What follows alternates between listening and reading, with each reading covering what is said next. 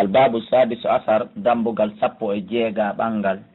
إحياء الموات ورنتوغول كو مايكون أنا ورنتوغول جون وونكي كو مايكو فاندا ابن آدم ما كل ونادو ون كو فاندا أولي كورينو فيلغول ليدي لتاوتا هداك وعن أروة عن عائشة رضي الله تعالى عنها أن النبي صلى الله عليه وسلم قال وماك من عمر كلا ورنتو أرضا ليدي ليست لأحد tawnundi na goɗɗo jeynundi fahu a haɓɓo biyare ko kanko ɓuri handude e ndin ɗum ko wiyete wurnutugol leydi ko yawgol e tumbo burure tuululu ka goɗɗo waɗa ngesa waɗa togo hum waɗa ko lorru waɗa batte hum hunde aduna daƴƴere hunde tutaka ya soppa ferto haray o wurniti ɗon haray ɗon ko kanko jeyɗon ko kanko luɓinta goɗɗo ɗon ko kanko wernata goɗɗo ɗon ko kanko kadi mari durwa yeeyugol ɗon قال أروى وي وغدا به عمر في خلافته كسيدنا عمر كنينيا ويرك لونتان مكة رواه البخاري وعن سعيد بن زيد رضي الله تعالى عنه أن النبي صلى الله عليه وسلم قال أماك من أحيا عظم كلا ورن ليدي ميتة ما ينوندي أولي كلا يهودو hentini fitare niɓɓutunode ka tawata goto hoɗali haynde wotere e mandunde ngun jamanu ɗon fahiya la wara ndi leydi ɗon ko kanko jeeyi rawahu salasa wa hasana o moƴƴini hadis on at-Tirmidhi wa qala wirwiya fi lama hadis o mursalan o waɗa mursal wa huwa kama qala kono Allah dalirni e kano nelaɗo makirini e wahtalafa lutodirama fi sahibayhi e ɗimmoɓe hadisi on ɗiɗo fa qila wiyama Jabir wa qila wiyama kadi Aisha wa qila wiyama kadi ko Abdullah ibn Amr mo hadisi on ƴetta e jungo mum on ko ɗum woni ko lurra wona ko sellugol mo himo selli warraji kono ko jicci kon al awwal ko ara nun ɗum bi mana o woni ko jicci bi mana Jabir وعن ابن عباس رضي الله تعالى عنهما أن صعب وندن صعب بن جسامة الليثي رضي الله تعالى عنه أخبرهم بتيم أن النبي صلى الله عليه وسلم قال بماك لا هما ألا إلا لله سونا في الله ولرسوله إن الله مكروه البخاري كويته هما وكويته كون gouvernement on no yaha waɗa mande ɗa fopp howa waɗa voyage ma waɗa bornuje inna ɗum ɗo ko foore ɗo ko foore ko kamɓe gouvernement on tun yahata soppa leɗɗe ɗen e muɗum yaha jonnoya yeeya portoɓe waɗa ko faala haray no harminde hima waɗete sowona fi Allah gouvernement islam o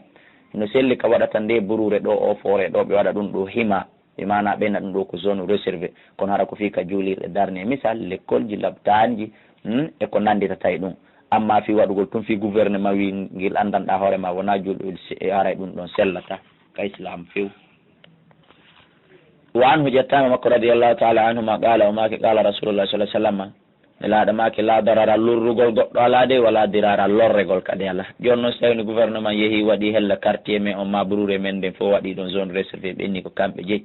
tay wona fi avantage dina fusko avantage mabbe kambe porte haray dum don sellata ka islam musibbe julbe no hara hana hawra ra ahmad ibn majah wala min hadith abi sa'id mislahu wa huwa film watta'i mursal وعن سمرة بن جندب رضي الله تعالى عنه قال رسول الله صلى الله عليه وسلم من أحاط هائتا كلا هو كورو كلا هو هوغو على أرض هدو ليدي فيلا ورين دين ودانيمو توانو ليدي دين وتوانو هوغو دون وتوانو ماندي بات ابن آدم فوس دون بات باتيدو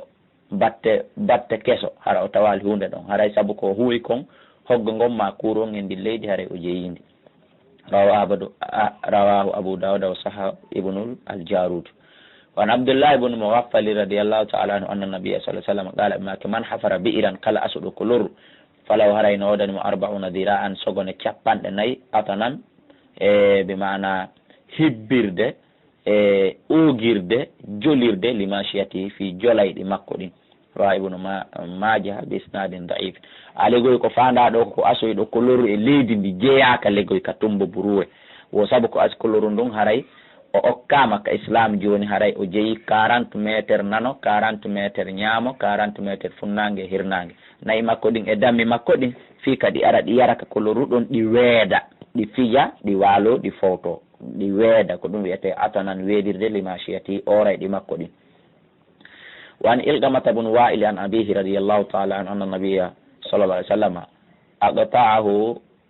wonde nelaɗo taƴanimo alego nelaɗo feeranimo ardal leydi bi Hadramaut ka wiyeteɗon Hadramaut ko andingol en gouvernement julɗo on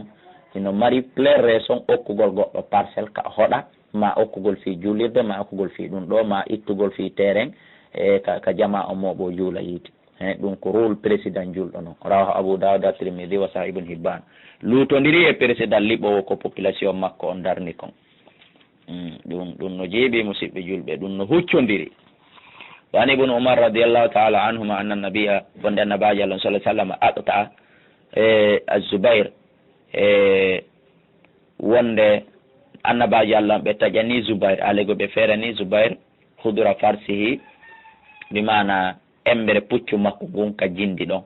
ƴacciti puccu makko ngun yo ngu yaw ha ka ngu waali wo nelaɗo feriranimo noon tumbere ko kanko je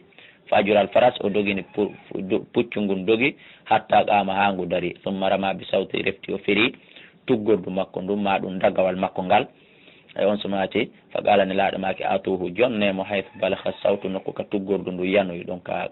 dagawal ka o feri ɗon ka yanoyi ɗo wo jonnemo ila ka puccu ngun woni ɗon heeɓi ka dagawal ngal yanoyi ɗon imana ko façon keero ngol noon allego no wawi wa enen kadi ko meteten ɗo hande waɗen centimétre innen 20 sur 20 ma 30 sur 30 misal rawa Abu Dawud wa fiino hadis on da'fu loyre wa an rajul yettama e rajulin tun gorko tun ɓe ƴeewolal inde makko mina sahaba jeeyaɗo e sahaba radiallahu taala anhu qala maki gazawtu mi haaɓi jihadi ma annabi wondude annabaji Allah sallallahu alaihi wasallam fa sami'tuhu minanimo yaqulu himo maka annasu yimɓe ɓen shuraka ko ɓe kafo fi salasin e piiji tati fil kalayi e nder burure nden leɗɗe ɗen huɗo kon haako kon wal maayi e ndiyam ɗan canɗi ɗin baharu on wannaari e yiite ngen hara noon ko yiite ngen ka burure na yiite nge furnuhun ɓeygu ammin Abdoullahi kala heno huɓɓi furnuhun ɗon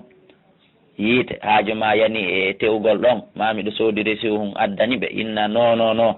min mi nani e hadisa yiite ngen ko kafu ara sandi sagol wippitoɗa ɗum wiya a te ay kembuhoy ɗon o nangen ɗon fanda ko yiite ngen ka burure yimɓe ɓen ko kafu e ɗum ɗo hiɓe fota e ɗiɗo tati kono noon ndiyan ɗan kadi wona koloru ndu mi asi ndu wona forage mo mi asi mi mana ko canɗi ɗin e bahar on rawa Ahmad